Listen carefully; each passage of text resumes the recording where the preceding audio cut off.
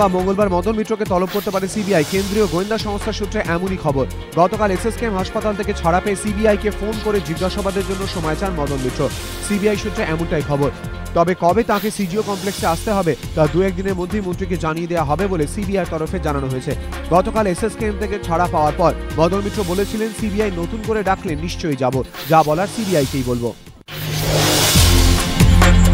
কালো টাকা ইস্যুতে অধ্যক্ষের নিন্দার পরেও আবারও সংসদে বিক্ষোভ তৃণমূলের। কালো ছাতার পর এবারে গায়ে কালো চাদর জড়িয়ে সংসদের বাইরে বিক্ষোভ দেখান তৃণমূল সাংসদরা। কালো টাকা ইস্যুতে তৃণমূলের বিক্ষোভে গতকালই ক্ষোভ প্রকাশ করেন লোকসভার অধ্যক্ষ সুমিত্রা মহাজন। মঙ্গলবার কালো ছাতা নিয়ে বিক্ষোভ ও বিক্ষোভে ব্যবহৃত ভাষা প্রসঙ্গে তৃণমূলকে তিরস্কার করেন তিনি। নিন্দায় চাপে পড়ে এবারে ছাতা ছেড়ে গায়ে কালো চাদর জড়িয়ে বিক্ষোভ দেখায় তৃণমূল।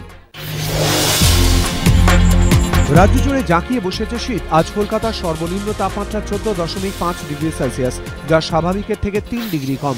আলিপুর আবহাওয়া দপ্তর জানিয়েছে রাজ্যের অন্যান্য জেলাতেও তাপমাত্রা স্বাভাবিকের থেকে নিচে। আগামী কয়েকদিনও এই একই অবস্থা বহাল থাকবে।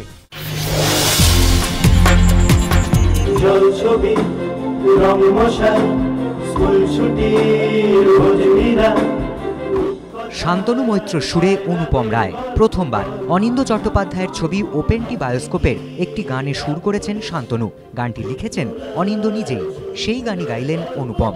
বুধবার হলো গানের রেকর্ডিং। অনুপমের কথা মাথায় রেখেই গানটির সুর তৈরি করেছেন শান্তনু। অনিন্দ্যর লেখা শান্তনুর সুর করা গান গাইতে পেরে আপ্লুত অনুপম।